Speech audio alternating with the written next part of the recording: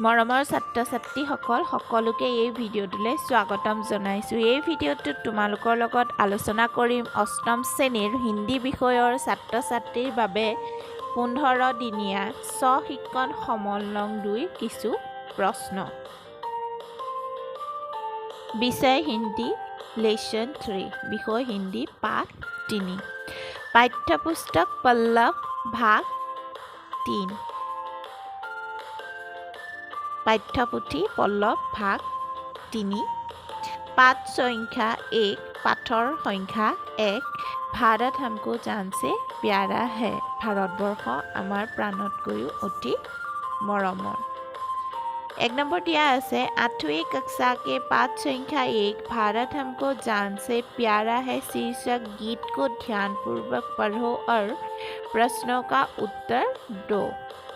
অষ্টম শ্ৰেণীৰ 1 নম্বৰ পাঠ ভাৰতবৰ্ষ আমাৰ প্ৰাণতকৈও মৰমৰ গীতটো পঢ়া আৰু তলৰ প্ৰশ্নসমূহৰ উত্তৰ দিয়া। ক ভাৰত কিসকি শান হে, ভাৰতবৰ্ষ কাৰ গৌৰৱ? উত্তৰটো হ'ব ভাৰত দুনিয়া কি শান হে, ভাৰতবৰ্ষ গোটেই বিশ্বৰে গৌৰৱ। খ ভাৰত কি ৰাজভাষা क्या है, ভাৰতবৰ্ষৰ ৰাষ্ট্ৰীয় ভাষা কি? উত্তৰটো হ'ব ভাৰত কি ৰাজভাষা হিন্দী है, ভাৰতবৰ্ষৰ ৰাষ্ট্ৰীয় ভাষা হিন্দী। গ হিন্দুস্তানী কিসে कहते हैं, হিন্দুস্তানী বুলি কাক কোৱা হয়? उत्तर हिंदुस्तान यानी भारतवर्ष में रहने वाले प्रत्येक नागरिक को हिंदुस्तानी कहते हैं। हिंदुस्तान अर्थात भारतवर्षत थका प्रतिजन नागरिकके हिंदुस्तानी বুলি কোৱা হয়। घ हिंदुस्तानी किसकी रक्षा में अपनी जान कुर्बान करेंगे, हिंदुस्तानी সকলে নিজৰ জীৱন কাৰ বাবে উৎসৰ্গা কৰিব? हिंदुस्तानी भारत माँ की रक्षा में अपनी जान कुर्बान करेंगे। हिंदुस्तानीয়ে নিজৰ মাতৃভূমি ভাৰতবৰ্ষৰ ৰক্ষাৰ বাবে নিজৰ জীৱন উৎসৰ্গা কৰিব। 2 নম্বৰ প্ৰশ্নটো দিয়া আছে भारत के मानचित्र को देखो और प्रश्नों का उत्तर दो। ভাৰতবৰ্ষৰ মানচিত্ৰখন লক্ষ্য কৰা আৰু তলত দিয়া প্ৰশ্নসমূহৰ উত্তৰ লিখা। ক असम राज्य भारत की किस दिशा में अवस्थित है, অসম ৰাজ্য ভাৰতবৰ্ষৰ কোনটো দিশত অৱস্থিত? উত্তৰটো হ'ব असम राज्य भारत की उत्तर पूर्व दिशा में अवस्थित है। অসম ৰাজ্য ভাৰতবৰ্ষৰ উত্তৰ পূৰ্বাঞ্চলত অৱস্থিত। খ প্ৰশ্ন মহাৰাষ্ট্ৰ কিস দিশা में अवस्थित है, মহাৰাষ্ট্ৰখন কোনটো দিশত অৱস্থিত? उत्तरটো হ'ব মহাৰাষ্ট্ৰ পশ্চিম দিশা में अवस्थित है, মহাৰাষ্ট্ৰ পশ্চিম দিশত অৱস্থিত।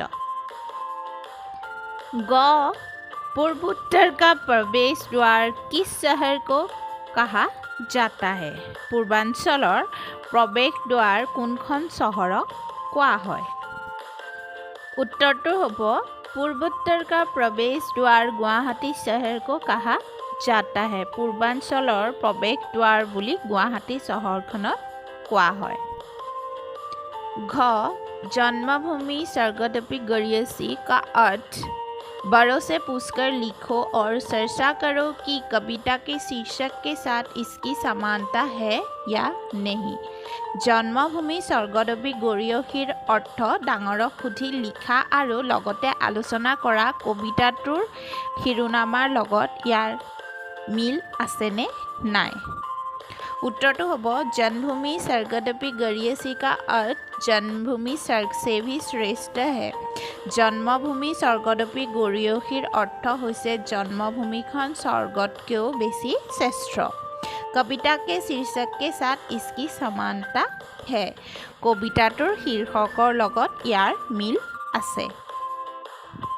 3 नंबरটো दिया আছে सही कथन के सामने सही का निशान और गलत कथन के सामने गलत का निशान लगाओ।